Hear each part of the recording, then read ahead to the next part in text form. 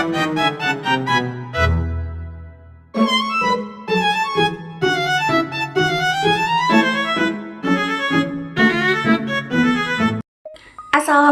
warahmatullahi wabarakatuh. Halo semuanya. Tahu nggak sih kenapa gaji yang kita terima selalu sedikit lebih kecil dari yang sudah dijanjikan? Ternyata uang itu nggak hilang loh. Sebagian masuk ke dalam sesuatu yang disebut PPh 21. Sebelumnya, perkenalkan nama aku Nadia Mukhlisa Karunada dari lokal AK24C akan membahas apa sih itu PPh 21. Jadi, PPh 21 atau pajak penghasilan pasal 21 adalah pajak atas penghasilan yang diterima oleh orang pribadi dalam negeri. Sederhananya, setiap kali kita dapat penghasilan dari suatu pekerjaan, jasa, atau kegiatan tertentu, pajaknya dihitung lewat PPh 21. Nah, siapa saja yang disebut subjek pajak di sini? Yaitu orang pribadi dalam negeri yang menerima penghasilan. Contohnya seperti pegawai, karyawan, dosen, artis, bahkan freelancer juga bisa termasuk. Nah, objek pajaknya apa? Objek PPh 21 itu adalah penghasilan yang kita terima.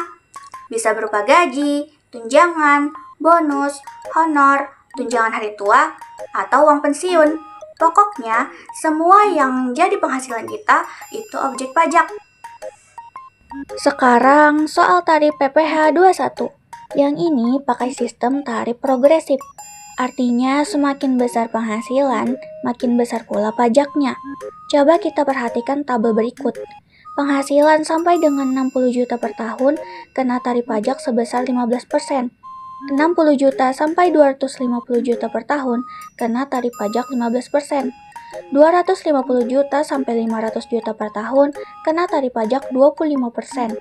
500 juta sampai 5 miliar per tahun kena tarif pajak sebesar 30%.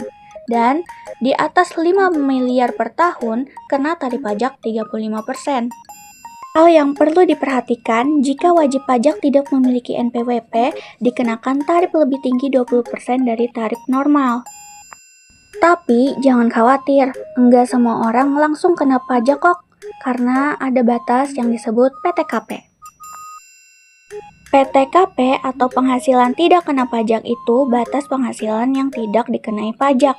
Besarnya PTKP untuk orang pribadi sebesar 54 juta per tahun, dan ada tambahan karena menikah sebesar 4,5 juta per tahun. Dan ada pula tambahan pertanggungan maksimal 3 orang, 4,5 juta per orangnya. Dan ada pula jika suami istri sama-sama berpenghasilan, maka PTKP-nya digabung. Bagi istri di mana suami istri masing-masing punya NPWP, maka PTKP istri adalah 0, dianggap tidak kawin dan tidak punya tanggungan. Sekian dari aku, semoga apa yang kita pelajari hari ini dapat bermanfaat untuk kehidupan kita ke depannya. Salah khilaf mohon maaf, terima kasih. Wassalamualaikum warahmatullahi wabarakatuh.